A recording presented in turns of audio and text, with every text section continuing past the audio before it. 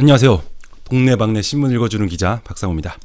12월 4일 목요일 아침입니다. 올해 여름이 정말 길었는데 갑자기 이게 무슨 추위인가요? 언제 그랬냐는 듯 폭풍 한파가 찾아왔습니다. 저도 살짝 감기 기운이 든 것 같은데 다들 감기 조심하시길 바라면서 오늘의 동방신기 시작해 보겠습니다. 네, 저희 아주경제는 오늘의 일면 톱으로 이 기사를 실었네요. 어제 갑자기 달력에 빨간 날이 하나 더 생겼습니다. 바로 12월 3일 비상계엄이 선포된 날인데 악몽 같았던 그날이 어떻게 법정 공휴일이 됐는지 함께 살펴보겠습니다. 네, 제목은요. 이 대통령 12월 3일 국민 주권의 날로 정할 것, 이렇습니다. 네, 기사 읽어보겠습니다. 12.3 비상계엄이 선포된 지 딱 1년이 된 어제 3일 이재명 대통령은 용산 대통령실에서 민주주의 위기를 평화적으로 극복한 우리 국민들이야말로 노벨 평화상을 수상할 자격이 있다고 말씀하셨습니다. 그러면서 국민께서는 폭력이 아니라 춤과 노래로 불법 친위 쿠데타가 촉발한 최악의 순간을 최고의 순간으로 바꿨다며 우리 국민의 위대한 용기를 기리기 위해 12월 3일을 국민 주권의 날로 죄송합니다. 지정할 것이라고 밝혔습니다. 국민 주권의 날은 법정 공휴일이 될 전망입니다. 이 대통령은 경고 메시지도 함께 냈습니다. 대통령은 내란 가담자는 사적 야욕을 위해 헌정 질서를 파괴하고 심지어 전쟁까지 획책했다며 그 무도함은 반드시 심판받아야 한다고 강조했습니다. 그러면서 다시는 쿠데타를 꿈조차 꿀 수 없는 나라, 누구도 국민 주권의 빛을 위협할 수 없는 나라를 만들기 위해서도 정의로운 통합은 필수라고 말씀하셨네요. 자, 이런 기사였는데요. 군인이 국회 유리창을 깨고 들어가는 믿을 수 없는 광경이 펼쳐진 지 어제로 딱 1년이 됐습니다. 지난 1년 동안 온 국민이 다 함께 극도로 혼란스러운 시간을 보냈는데 아직도 수습되지 않은 일들이 많이 있습니다. 그래도 우리 정부가 지난 1년을 돌아보면서 우리 국민들이 그 힘든 시간을 잘 이겨왔다고 작게나마 위로하고 자축을 하는 그런 시간이 아니었나 싶습니다. 앞으로도 갈 길이 멀지만 언제나 그래왔듯 잘 이겨내리라 생각하면서 두 번째 기사로 넘어가 보겠습니다.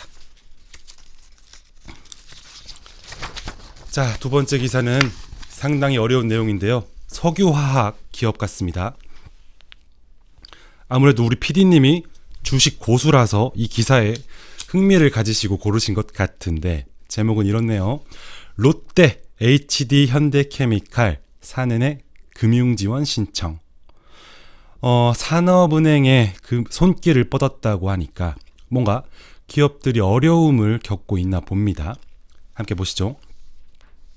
3일 산업은행에 따르면 롯데케미칼과 HD 현대케미칼이 한국산업은행에 금융지원을 신청했습니다.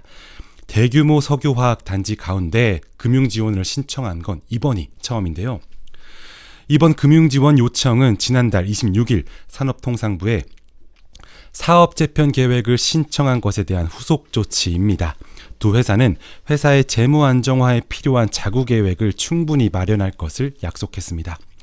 아울러 스페셜티 개발 등 경쟁력 강화 투자에 필요한 신규 자금, 정상적인 영업활동 영위와 시장성 차입금 등을 원활하게 거래하기 위한 금융지원 방안을 검토해 줄 것을 산업은행에 요청했습니다.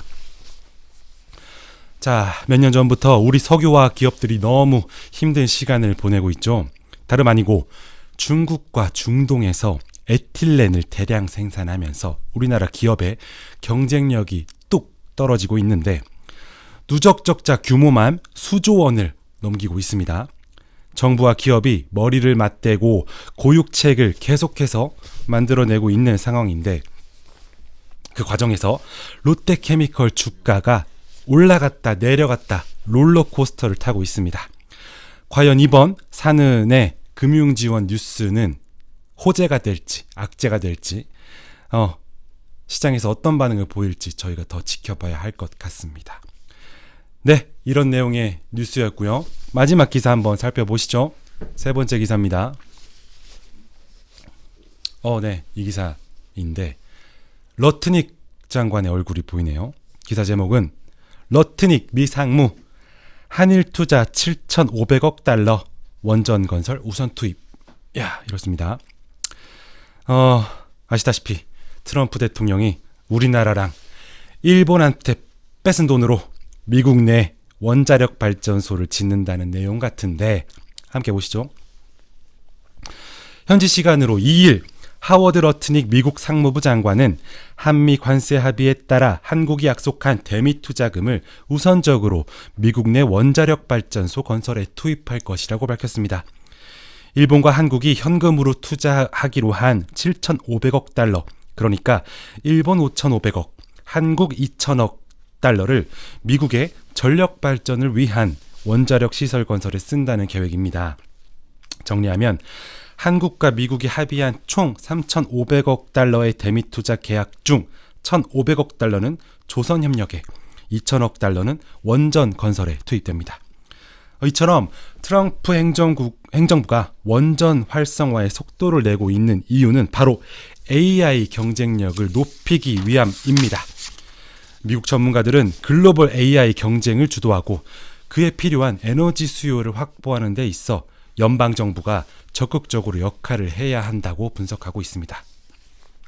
아울러 미국은 중국과 벌이고 있는 AI 기술 경쟁에서 우위를 유지하기 위해 우방국과 핵심 광물, 반도체 공급망 강화에도 속도를 내고 있습니다. 자, 이런 기사 내용이었는데요. 정말로 대단한 트럼프 대통령입니다. 마가라고 하죠. Make America Great Again 이란 뜻인데 그야말로 자국 우선주의의 끝을 보여주고 있는 것 같습니다.